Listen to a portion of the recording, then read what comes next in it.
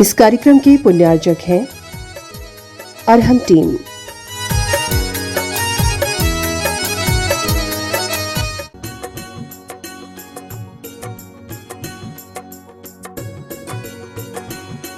ओम नमः सिद्धेभ्यः। ओम नमः सिद्धेभ्यः। अहिंसा परमो धर्म की। आचार्य गुरुवर श्री कुंद कुंद भगवान की। आचार्य गुरुवर श्री ज्ञान सागर मुनि महाराज की। जले परम पूज्य संत शिरोमणि आचार्य भगवान विद्यासागर जी महामुनि राज की। समस्त आचार्य संघ की।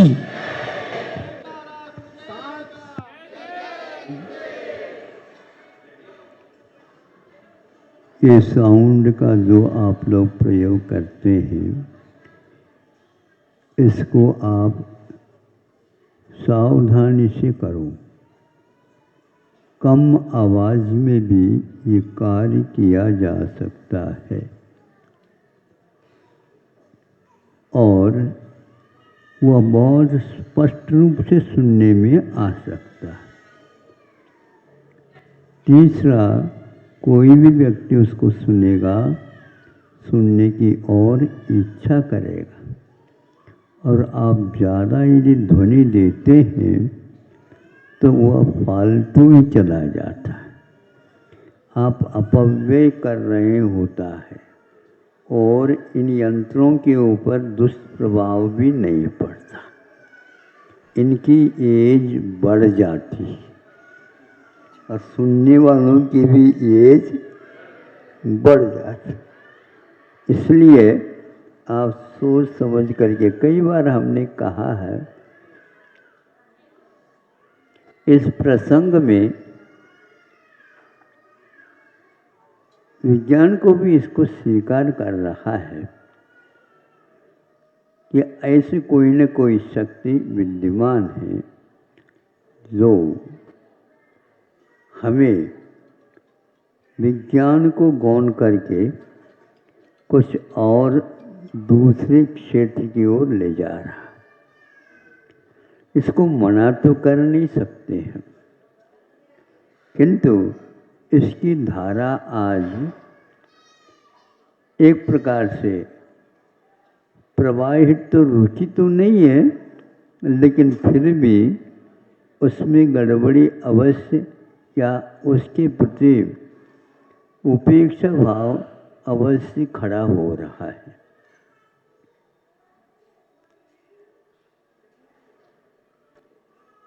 एक थाली है और उस थाली में बहुत सारे आइटम परोस दी गई है। जो व्यक्ति इसकी साधना करता है उसको ये बहुत जल्दी समझ में आता है और इसको या तो जादू टोना कह करके छोड़ भी सकता है। कुछ भी कहो, विज्ञान यदि इसके बारे में सोच रहा है तो आपका भी कर्तव्य होता है कि आखिर ये क्या है। एकाग्रता का अर्थ होता है हम अपनी शक्ति को एक स्थान पर ला करके रख दे, इसका नाम एकाग्रता है। हम बोलते समय में भी एकाग्रता रखते हैं, भोजन करते समय में भी एकाग्रता रखते हैं, क्योंकि यदि जल्दी जल्दी कर ले तो जीभ कटने की पूरी संभावना, बोलो ना, होती है। तो ऐसा है कि हफ्तों तक यदि उपवास कर रहा हो तो देख लो। हाँ, इसीलिए सावधानी के साथ जो आप करते हैं उसको वहीं पर उसका ध्यान एकाग्र होता है। लेकिन इसको हम ध्यान नहीं बोलेंगे, इसको क्या बोलेंगे? एकाग्रता।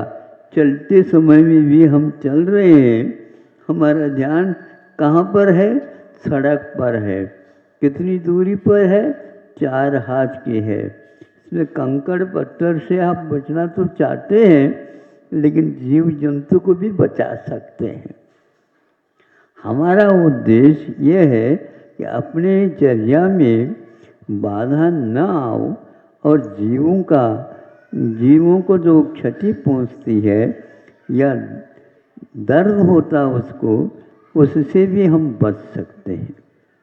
तो यह थाली में मैं ये कह रहा था, उसमें भिन्न भिन्न पात्रों में भिन्न भिन्न वस्तुएं रखी गई है। मान लीजिए उसको एक गिलास को ही मात्र ग्रहण करना है, उसमें 2 पेय पदार्थ है। अब वह साधना के बल पर उस थाली में जिस ओर वह गिलास रखा गया है, प्याला रखा गया है, उसकी ओर देखना प्रारंभ करता है तो धीरे धीरे खिसकना प्रारंभ हो जाता है।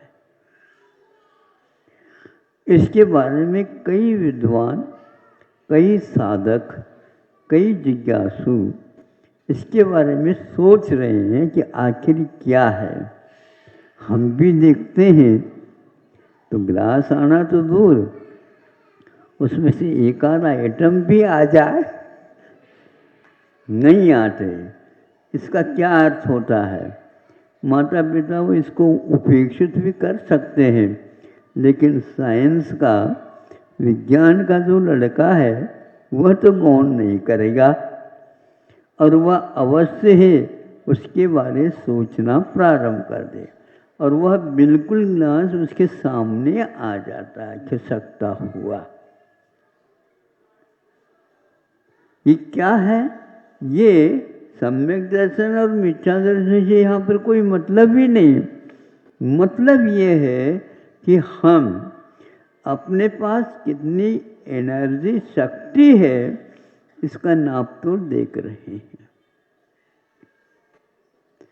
छोटा बच्चा 3 से ऊपर हो गए मान लो उसकी उम्र, तो वह देख सकता है आंखों पर पट्टी बांधने के उपरांत भी। ऐसा क्यों होता है? तो आचार्य कहते हैं वह बच्चा अपने उपयोग को इतना लगा देता है कि जैसे सामने वह वस्तु रखी है ऐसे दिख जाती है उसको। आपको यह नहीं होगा, आपको यह नहीं हो सकेगा, क्योंकि आपकी मनस्थिति बहुत डामाडोल में रहती है। हर बात में आपको संदेह होता है, हर बात में आपको भय होता है, हर बात में आपको लोभ होता है, हर बात में आप अपने आप को छोड़ देते हैं। हमारे यहाँ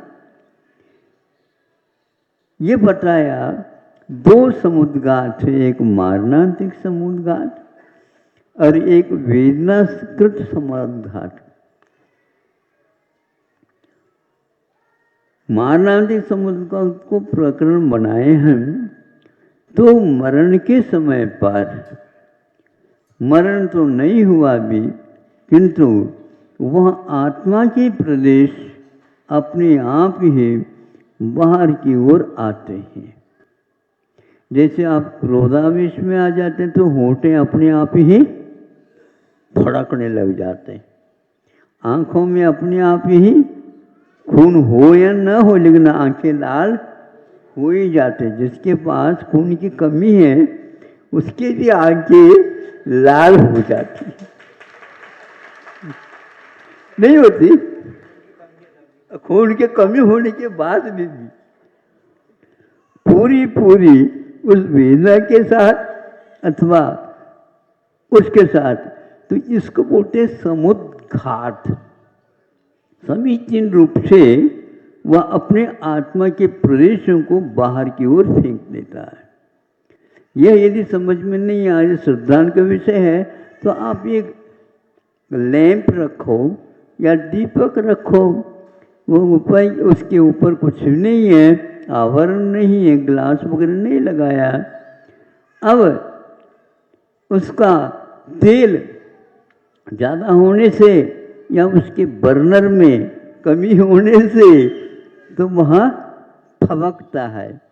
अब फबकेगा तो वह स्वभाव है अग्नि का तिरछे न जा करके, क्योंकि उसका बर्नर जो है ना ऊपर की ओर है, तो वह उसमें से उछाल मार देता है। ऊपर कंबल रखी है, उसमें आग लग जाती है।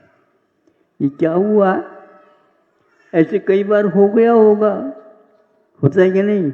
गैस के सिलेंडर देखो, उसमें भी इसी प्रकार की प्रक्रिया घटित होती है। हमारे वेग में इतना वेग आ जाता है, हम संवेग से दूर हो जाते हैं। सम्यक दर्शन का गुण संवेग है, और आप इसका मिथ्या दर्शन का गुण आवेग है, उद्वेग है। अरे भैया वो आपे में नहीं, ऐसा कहा जाता है। माँ कहती है पिताजी आपे में नहीं, जाऊँगे नहीं, वहाँ पर मत जाओ। और माँ भी यदि मानो आपे में नहीं है तो क्या हो, भग जाएगा वो लड़का।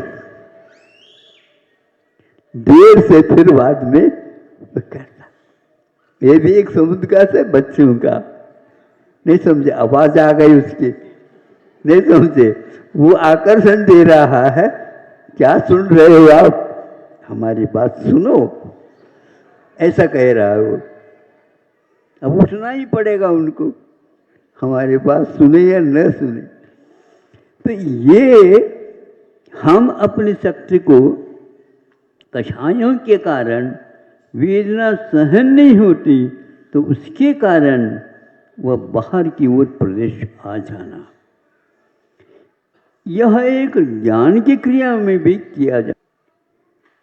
एकाग्रता जिसको बोलते हैं, ये बोलने की अपेक्षा से भी हम कहना ये चाहते हैं, बहुत सारे बोलने की अपेक्षा से सार्थक बोलो पर्याप्त हो जाता है। सार्थक आता तो उसका अर्थ समझ में आना चाहिए, नहीं तो व्याख्या करने लग जाए तो प्रवचन नहीं होगा, वो तो अध्यापन हो जाएगा। इसलिए सरल शब्दों में आप बोलते हैं तो लोग कहेंगे भैया एक बार और बोलो, एक बार और बोलो, आप बोलते ही जाओ। हाँ, ये क्या है? ये कौन से ऐसे हमने उसको पावर दे दी? क्योंकि सार्थक बोलने से बात समझ में आ जाती है, और व्यर्थ बोलते जाओ, कुछ समझ में नहीं आया तो आएगा भी नहीं, तो वह छोड़ देगा उसको। ये हानि आप लोगों के वाणी के ऊपर नियंत्रण नहीं होने से होता। शिक्षक लोग अभी कभी भी वो धारा प्रवाह से नहीं बोलते, एक एक शब्द धीरे धीरे बोल करके बच्चों को समझ में आ जाए। एक बार और बोलूं, ऐसे कहते शिक्षक। हाँ, एक बार और बोलो। एक बार और बोलेगा तो वही टोन, वही गति, वही सार्थक रूप से बोलते समय ही अर्थ बहुत कुछ समझ में आ जाता है।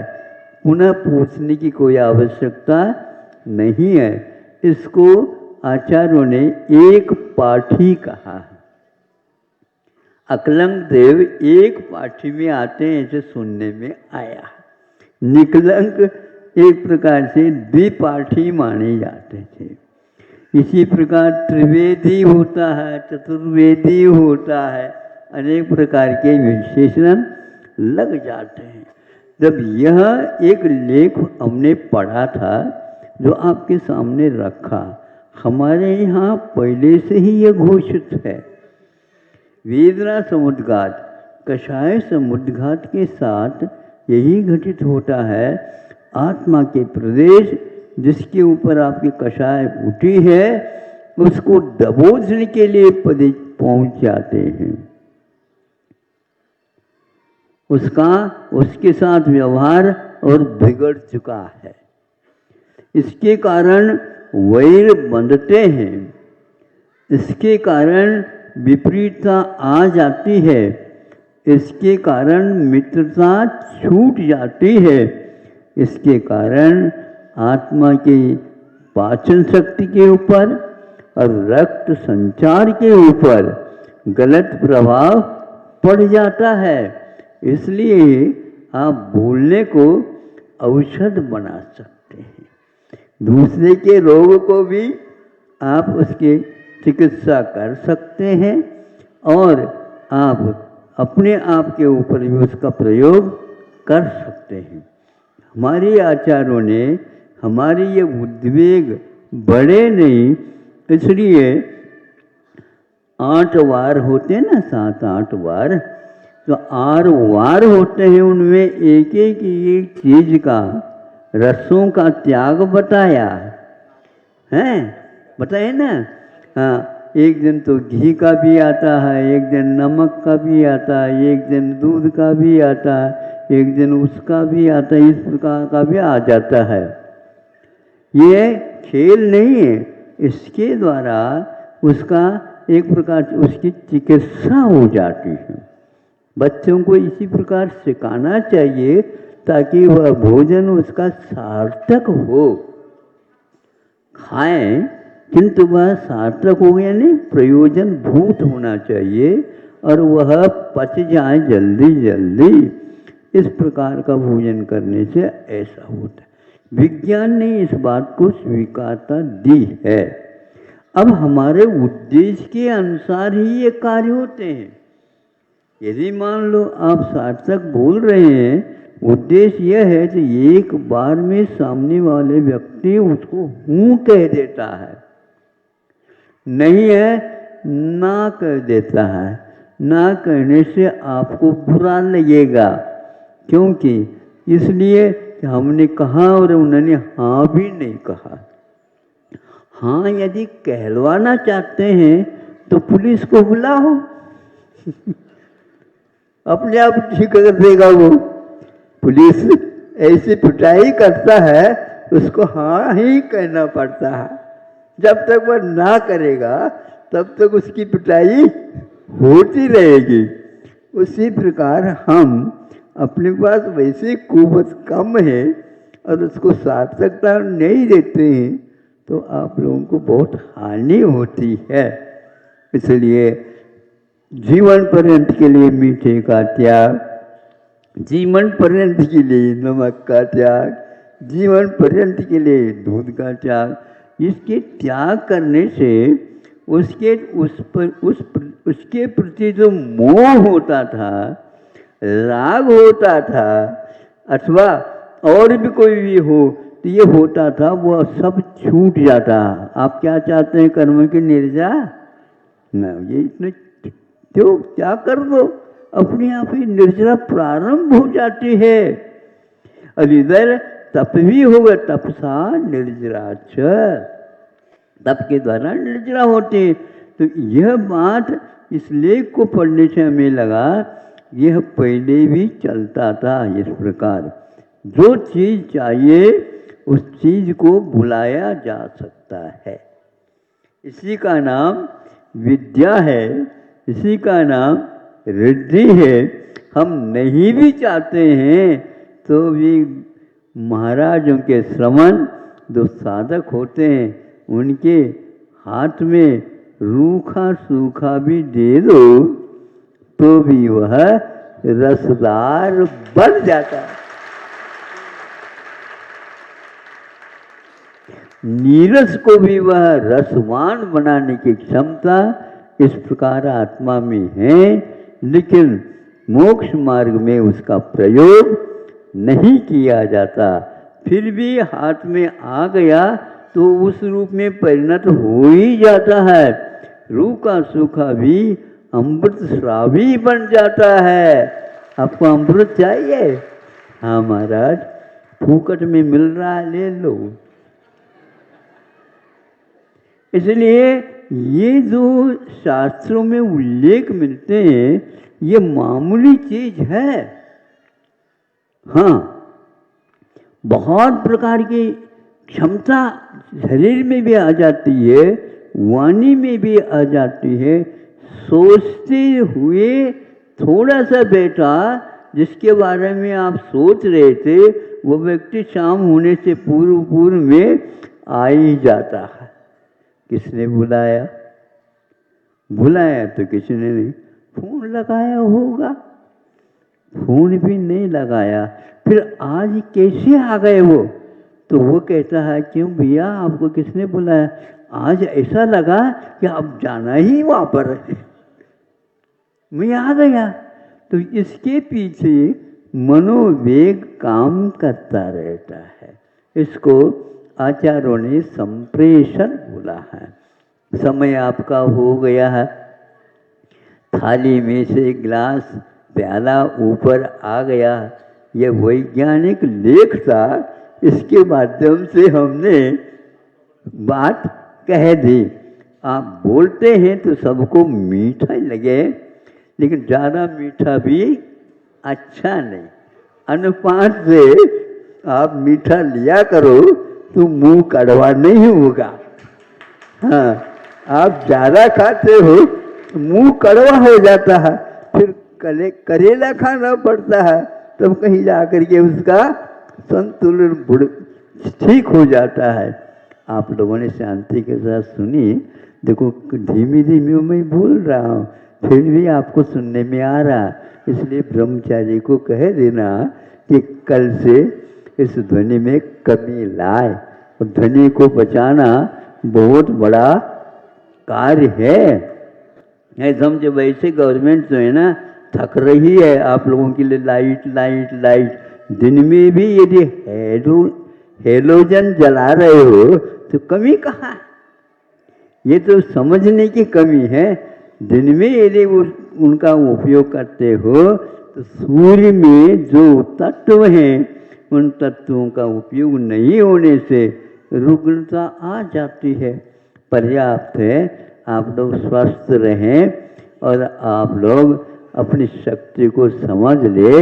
इसलिए मनुष्य के पास रिद्धियाँ सिद्धियाँ विद्याएं यूं बिना बुलाए ही आती हैं, और उसका उपयोग यदि करना चाहते हैं तो जो असहाय हैं, अभावग्रस्त हैं, अथवा जिनको इसकी आवश्यकता है उनको सहयोग दे करके उनको भी आत्मीयता के साथ जोड़ सकते हैं। अहिंसा परमो धर्म की। ओम नमः शुद्धेभ्यः। ओम नमः शुद्धेभ्यः। अहिंसा परमो धर्म की। आचार्य गुरुवर श्री ज्ञान सागर मुनि महाराज की। कल आपके सामने एक विषय दिया था, उसी प्रकार का यह भी विषय अलग हो करके भी उससे अवश्य संबंध रखता है।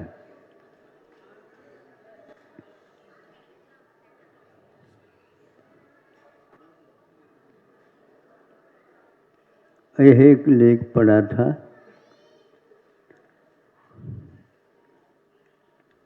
एक जज है और बहुत ही प्रामाणिकता के साथ न्याय करने में कुशल थे। सब लोगों को उनके न्याय निर्णय का आदर था। उनको बहुत ही श्रेष्ठ व्यक्तित्व के रूप में जनता स्वीकारती थी। एक ऐसा ही उलझा हुआ विषय उसके सामने आता है। उसके विषय में उसने काफ़ी परिश्रम करके घोषणा तैयार की थी।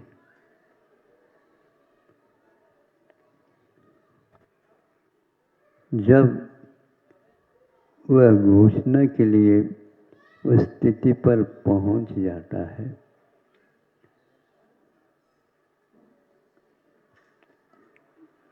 तो बस चालू करना था।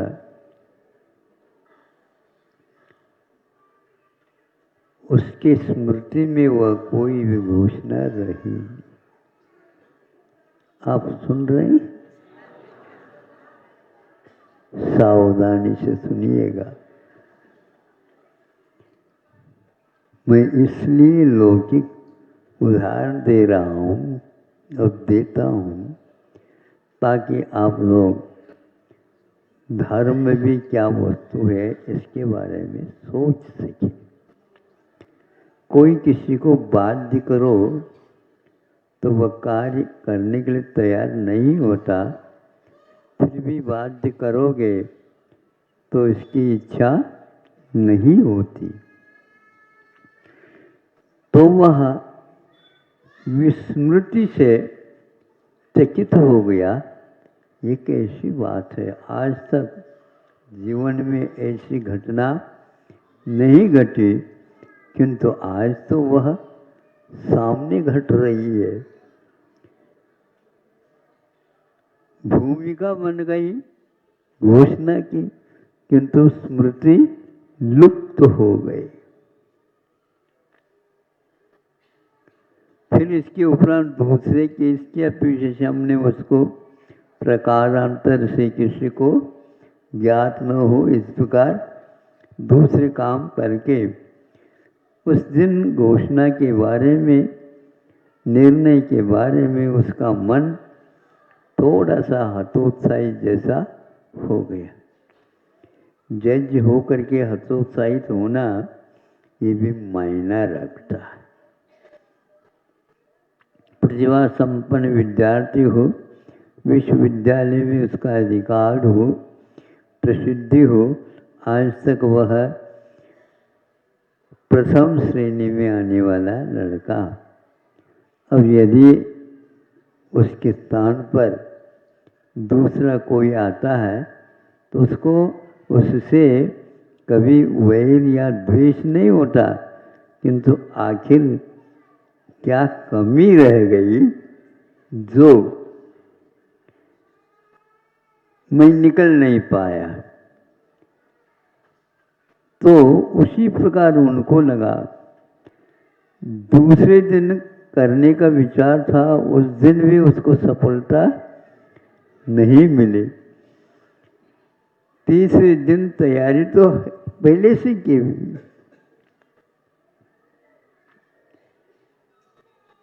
उस दिन भी जाता है तो उस दिन भी उसको विस्मय होता है, स्मृति भंग होती है।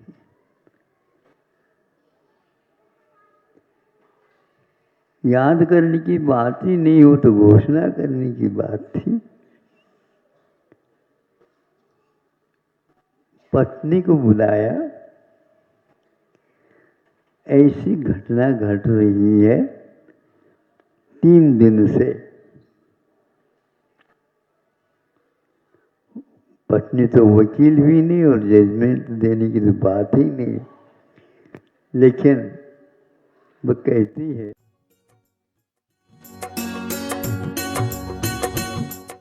चलो परम पूज्य आप आइए इधर दीदी।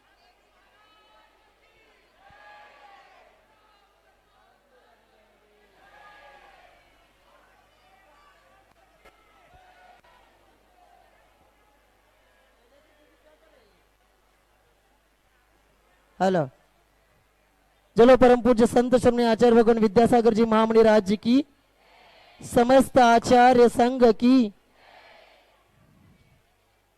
आज के दिन यहाँ आचार्य को शास्त्रण करने के लिए निमंत्रित करते कमल नयन, पिंकी, विवेक, निकिता, समित, हीरल शाह भिलवाड़ा निवासी।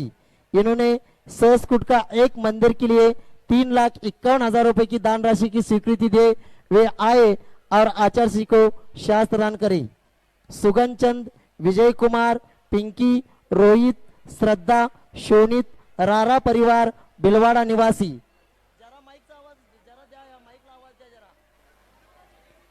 भिलवाड़ा निवासी इन्होंने भी, रारा परिवार भिलवाड़ा निवासी, इन्होंने भी 3,51,000 रुपए की संस्कृत जिनालय की दान राशि लिखे वे भी आए और आचार्य को शास्त्रदान करे। त्रिलोक चंद जी, कांता देवी, अशोक जी, शकुंतला जी गंगवाल, प्रतीक जी, रिजुल तनुश्री जी गंगवाल परिवार भिलवाड़ा निवासी, इन्होंने भी आज के दिन 3,51,000 रुपए की दान राशि की संस्कृत जिनालय की स्वीकृति दिए, वे भी आए और आचार्य जी को शास्त्र दान करे। श्रीमती अजय कुमार सोमचंद शाह बोरिवली, श्रीमती उज्ज्वला बेन, अंकुर, पूजा, अपूर्व, अर्पिता मुंबई निवासी, इन्होंने 2,02,202 रुपए की एक प्रतिमा जी संस्कृत जिनालय में विराजमान करने का भाव रखा है, वे भी आए और आचार्य जी को शास्त्र दान करे। रमिता योगेश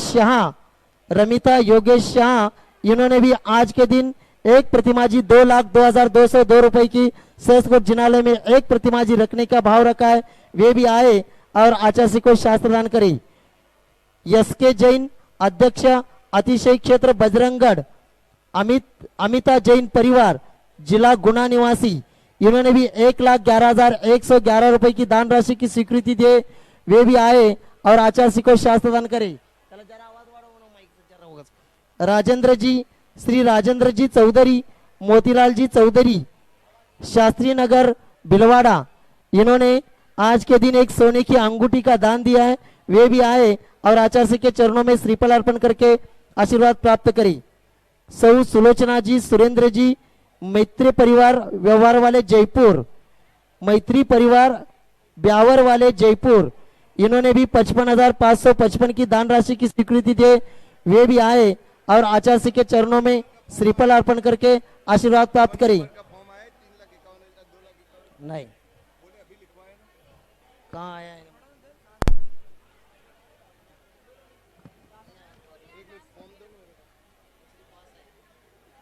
आशीष जैन अमित जी दिल्ली, इन्होंने भी 1,11,111 रुपए की दान राशि की स्वीकृति दे, वे भी आए और आचार्य को शास्त्र दान करे। नमोकार स्वाध्याय महिला मंडल, इन्होंने आज के दिन 61,000 रुपए की दान राशि दिए, उनके भी एक प्रतिनिधि आकर आचार्य के चरणों में श्रीफल अर्पण करके आशीर्वाद प्राप्त करेंगे। है स्वर्गीय पवन कुमार पाटनी, इनके स्मृति में पुष्पा देवी, अजय कुमार बेंगलोर गुवाहाटी निवासी, इन्होंने एक धर्मशाला के कमरे के लिए 2,51,000 रुपए की दान राशि की स्वीकृति दिए, वे भी आए और आचार्य को शास्त्र दान करे। हीरालाल पूनमचंद जैन, भगवती जैन मुंबई निवासी, इन्होंने 55,555 की दान राशि की स्वीकृति दे, वे भी आए और आचार्य के चरणों में श्रीफल अर्पण करके आशीर्वाद प्राप्त करे। सौ अलका, सौ वैशाली, सौ सीमा, सौ मनीषा, सौ सुनीता लातूर निवासी, इन्होंने छत्र चामर महामंडल के लिए आज के दिन 55,555 की दान राशि की स्वीकृति दिए, वे भी आए और आचार्य के चरणों में श्रीफल अर्पण करके आशीर्वाद प्राप्त करे। यहाँ ऐश्वर्या प्रवीण कुमार वडगावे, इन्होंने अभी एमपीएससी एग्जाम में 3rd रैंक प्राप्त किया है और असिस्टेंट एग्जीक्यूटिव इंजीनियर के रूप में उनका पीडब्ल्यूडी में सिलेक्शन हुआ है, वे भी आए और आचार्य के चरणों में श्रीफल अर्पण करके आशीर्वाद प्राप्त करे। ऐश्वर्या प्रवीण वडगावे कोल्हापुर निवासी, यहाँ करेक्ट बोल रहा हूँ, यहाँ मुंबई भुलेश्वर से अजीत जी गांधी और उनके सहयोगी आए हैं, वे आचार्य को कमंडल भेंट करना चाहते हैं। अजीत जी गांधी और उनके साथी 2-3 लोग केवल आएंगे, बाकी के सभी लोग जहाँ वहीं से खड़े रह करके नमस्तु करेंगे। ये हर साल जहाँ भी आते हैं वो ऐसा कमंडल का दान करते रहते हैं और मुंबई में जो भी त्यागी व्रती जाते हैं उनकी व्यवस्था करते हैं। ऐसे अजीत जी गांधी आएंगे और आचार्य को कमंडल भेंट करेंगे। आरिका श्वेतमती माता जी, इनका चौमासा सिरोंज नगर में चल रहा है और सिरोंज से भी यहाँ श्रावक आए हैं, उनके प्रतिनिधि के रूप में एक व्यक्ति आएंगे, सिरोंज के एक व्यक्ति आएंगे और आचार्य के चरणों में श्रीफल अर्पण करके आशीर्वाद प्राप्त करेंगे। बाकी के सिरोंज वासी जहाँ आए वहीं से नमस्तु करेंगे, जो सिरोंज से आए वो सभी लोग वहीं से नमस्तु करेंगे। लातूर से भी आज, हाँ शांति से, लातूर से भी आज यहाँ समाज के श्रावक श्राविका आए, उनके भी एक प्रतिनिधि आकर आचार्य का ट्रस्टी जो अभी नवनियुक्त ट्रस्टी हुई लातूर से, उस ट्रस्टी में से आकर के आचार्य का आशीर्वाद प्राप्त करेंगे श्रीफल अर्पण करके। या अलका संजय सोवितकर लातूर, इन्होंने भी 55,555 रुपए की दान स्वीकृति दिए, वे भी आए और आचार्य के चरणों में श्रीफल अर्पण करके आशीर्वाद प्राप्त करें।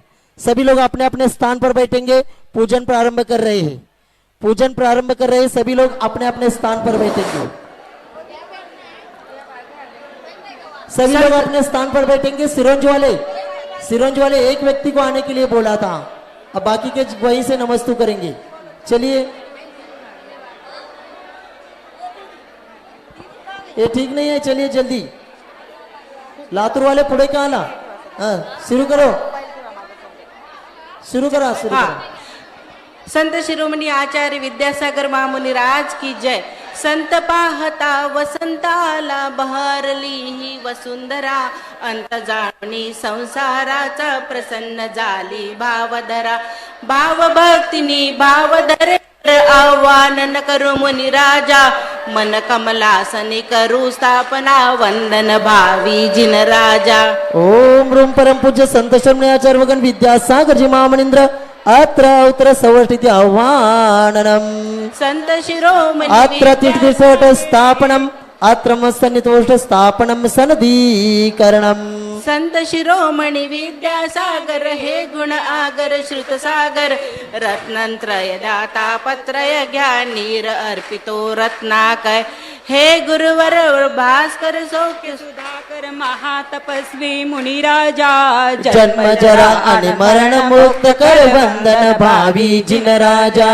ओम रूम परम पूज्य संत शिरोमणी आचार्य भगवान विद्यासागर जी महामनिंद्राय जन्म जरा मृत्युनाशनाय जलम निरोपामिति स्वाहा। हे गुरुचरणी भव भव तरणी चंदन अळो भक्तीने, दव्य दृष्टी द्या भाव तुष्टी द्या शीतल हो मुक्तीने। धर्म प्रकाशक कर्म विनाशक महातपस्वी मुनिराजा, समता संयम शुभ भावाने वंदन भावी जिन राजा। ओम रूम परम पूज्य संत शिरोमणी आचार्य भगवान विद्यासागर जी महामनिंद्राय संसार तापनाशने चंदनम निरोपामिति स्वाहा। अनित्य तदन धन यौवन जीवन अनित्य इंद्रिय सुख सारे, अमृत सिंधू आत्मा हा अन हाच नित्य शाश्वत आहे।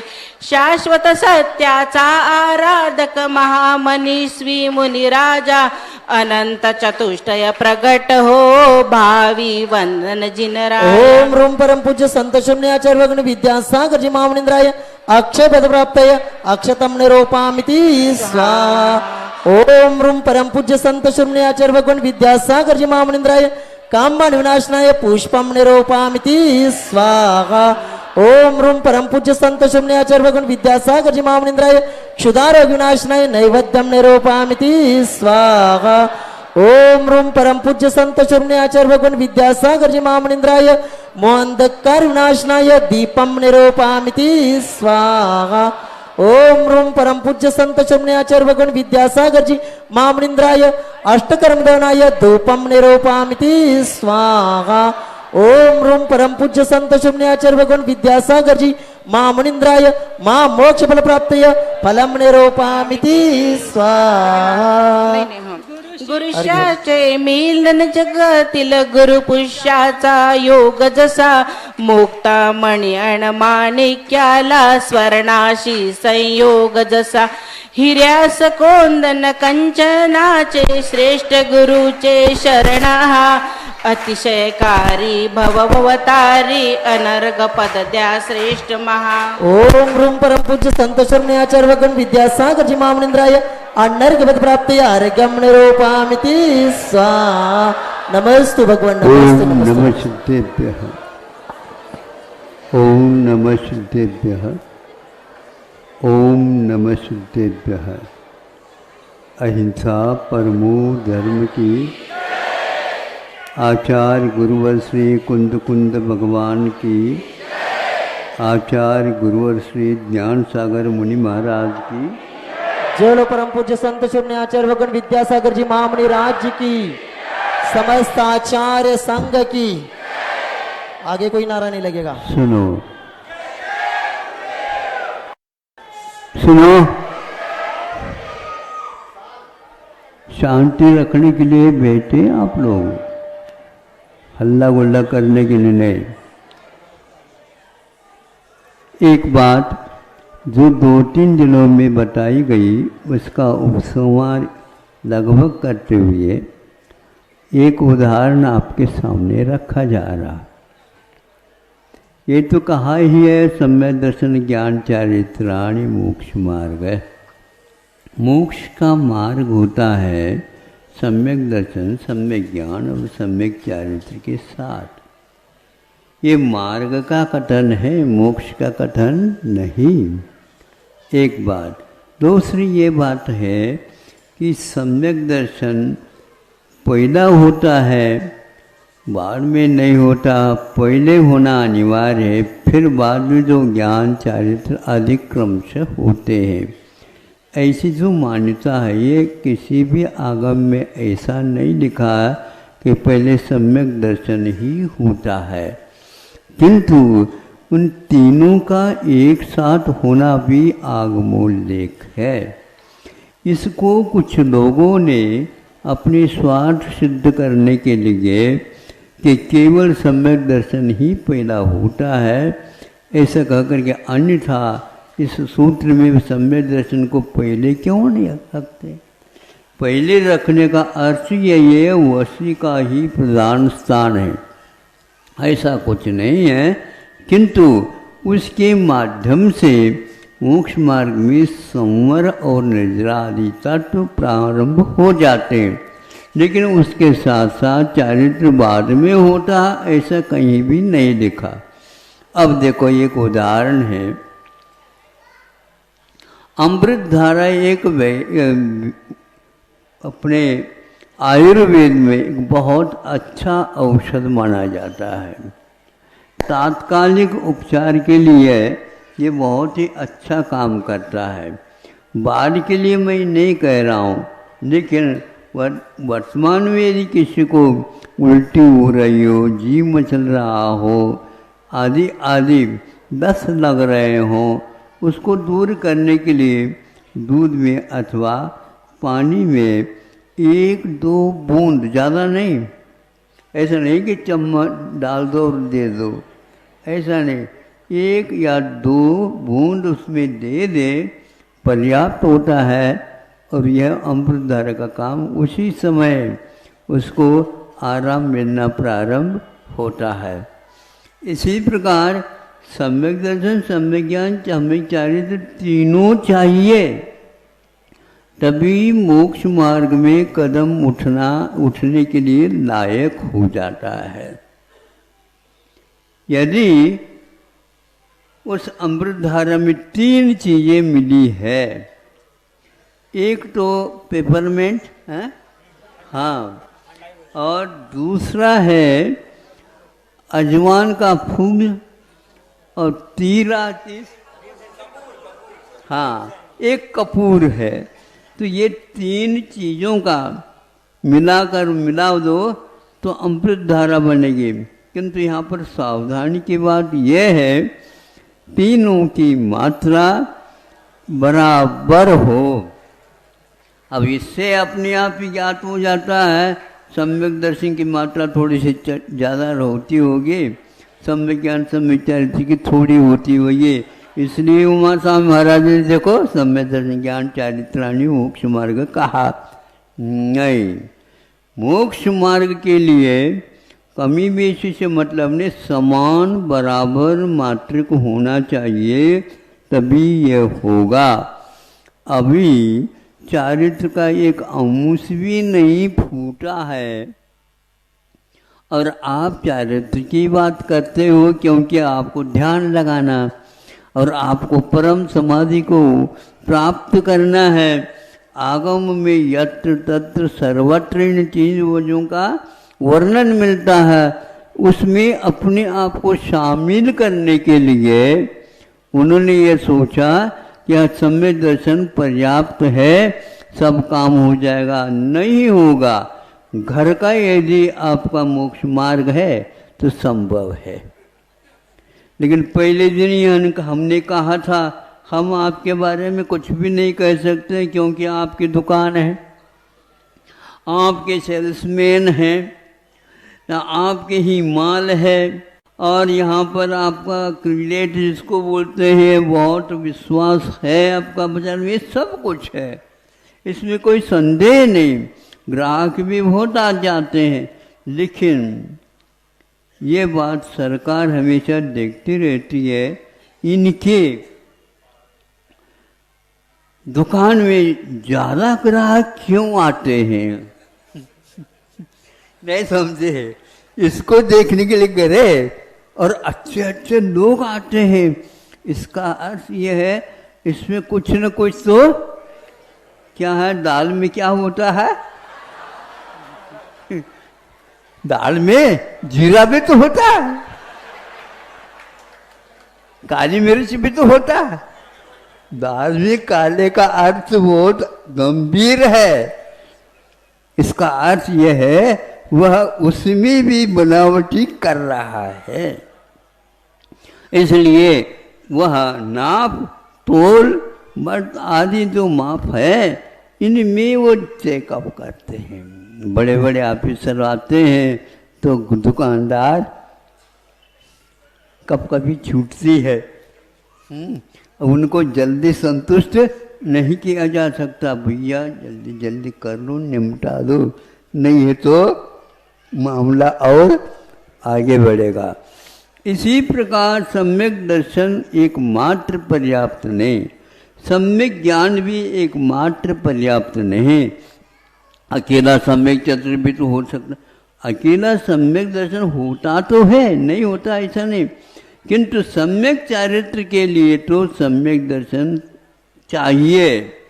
ज्ञान बीच में रखा गया, ज्ञान का अर्थ अलग है होता है।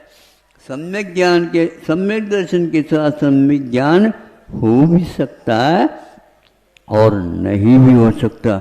ये तो आप ही लोग महाराज कह रहे हैं, ऐसे किसी के मुख से हमने सुना ही नहीं, आप किसी के आगम के अनुसार देखा ही नहीं होगा, इसलिए मिलेगा नहीं उसमें, क्योंकि श्रुतज्ञानावरणी कर्म के क्षय उपशम के बिना सम्यक ज्ञान जो शास्त्रीय ज्ञान बोलते हैं वह नहीं हो सकता, ऐसा आगम का उल्लेख है।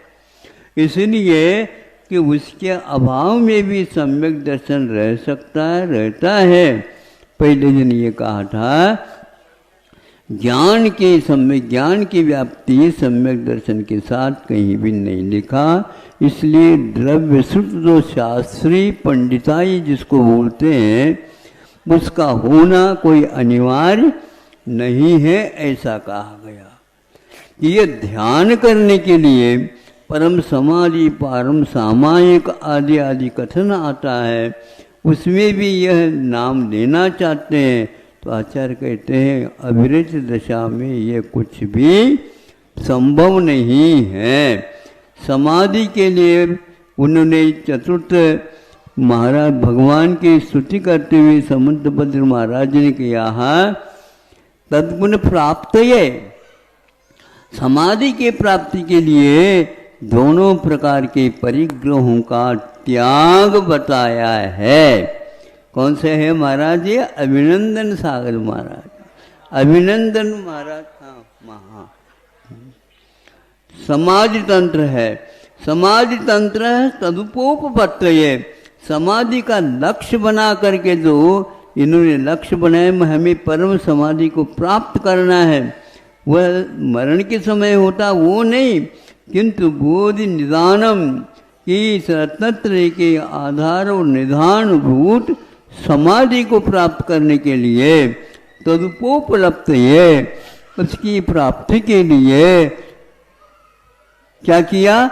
दिगंबरत्व को द्वयन ग्रंथ गुणेन चायुजत, दोनों प्रकार के परिग्रह का त्याग बताया। अब पूछ लो घर में बैठ करके ध्यान लगाने वाले के पास कौन सा चारित्र है, कौन से चारित्र का उन्होंने पालन किया, त्याग किया, और संकल्प पूर्वक किया हुआ हमें बता दो।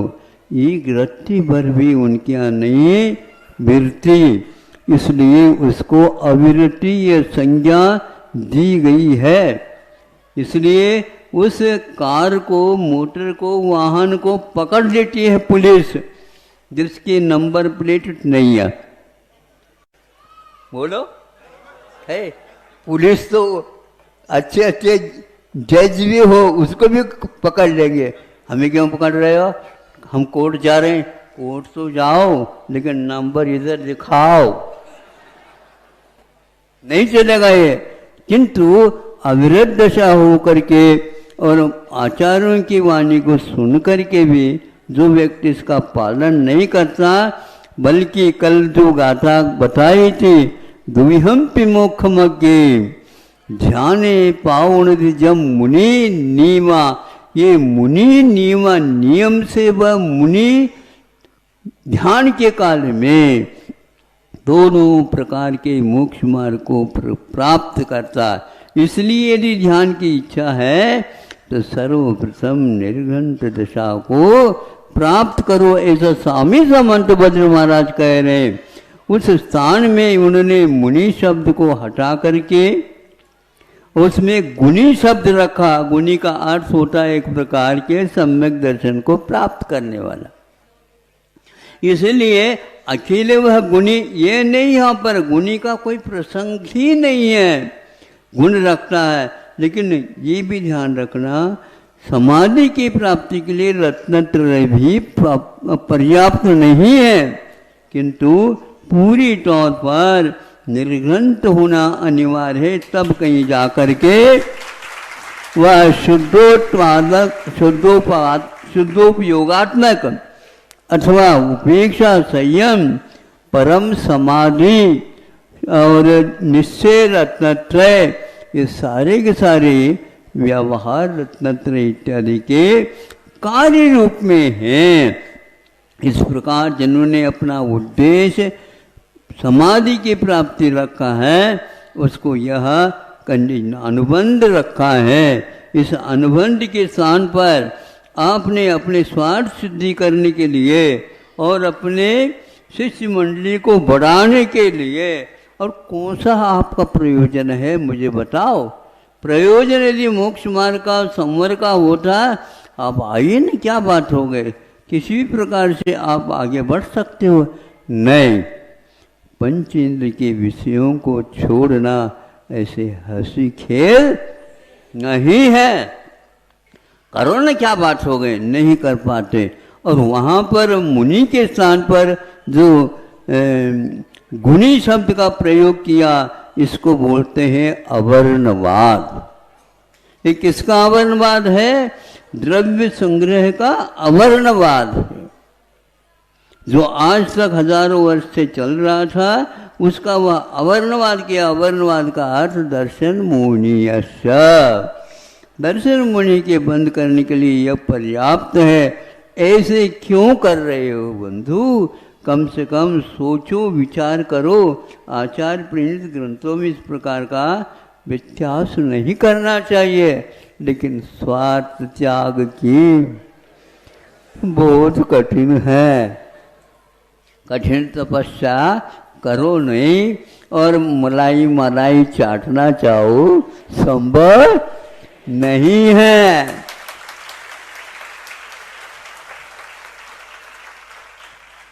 हाँ, बनावटी मलाई तो संभव है। नहीं समझे? आजकल मलाई और नवनीत निकल रहा है, सोयाबीन के दूध से भी निकलता होता है, और पहचान नहीं सकोगे आप, खाते रहोगे। बोलो फिर, सोयाबीन जो जानवरों को खिलाने के यह अनाज है, और आज अच्छे अच्छे साहूकार भी इसको बिस्किट बनते हैं, अच्छी क्वालिटी के पार्ले वगैरह। अब किसी का नाम तो नहीं ले सकता, उनमें डलता है, ये मैं नहीं कहता, लेकिन यह हकीकत है। ऐसे ऐसे आइटम बच्चों को दिए जाते हैं जिसके द्वारा अनेक प्रकार के रोग हो जाते हैं। इससे बचने के लिए आपको दोनों प्रकार के मोक्ष मार्ग प्राप्त करना चाहते हो। व्यवहार मोक्ष मार्ग पर्याप्त नहीं है, किंतु निश्चय मोक्ष मार्ग चाहिए। और व्यवहार मोक्ष मार्ग के लिए अविरति दशा से ऊपर उठना अनिवार्य होता है। इस प्रकार के सिद्धांत को जो उड़ाना चाहते हैं उनके लिए इस प्रकार के यदि भावार्थ लिखा हुआ अर्थ का ग्रंथ मिलता है उसको पहले से ही निकाल करके दूर कर देना चाहिए, क्योंकि जो व्यक्ति जो भावुक श्रावक है वो सब ये रहस्य नहीं समझ पाता। इसलिए देव की भी गुरु की भी यदि परीक्षा होती है तो जनवाणी की भी परीक्षा होनी चाहिए। जनवाणी तो जनवाणी है, उसमें किसी प्रकार के ये दोष नहीं आना चाहिए। इसकी रक्षा करने से भी उतना ही फल मिलता है जितना हम अन्य और अनुष्ठान करने से कर सकते हैं। ये यदि आपको नहीं अच्छा नहीं लग रहा हो तो आप हाथ उठाइए और आप भी इस मार्ग से दूर हो जाइए। कोई इस प्रकार के संख्या से कभी भी मोक्ष मार्ग की उन्नति और रक्षा नहीं होने वाली है। आप लोगों का कर्तव्य है इन तीनों को विकार रहित वीतरागता के रूप में ही पूजेंगे तो असंख्यात गुणी निर्जरा होगी। रेवती की कथा पढ़ी हो तो आपको बहुत अच्छा लगेगा। पुरुष को भी पढ़ना चाहिए और महिलाओं को विशेष रूप से और पढ़ना चाहिए। जहाँ कहीं भी शामिल हो जाए ऐसा अच्छा नहीं है। इतना पर्याप्त है। अहिंसा परमो धर्म की। बोलो परम पूज्य संत शिरोमणि आचार्य भगवान विद्यासागर जी महामुनि राज्य की, समस्त आचार्य संघ की।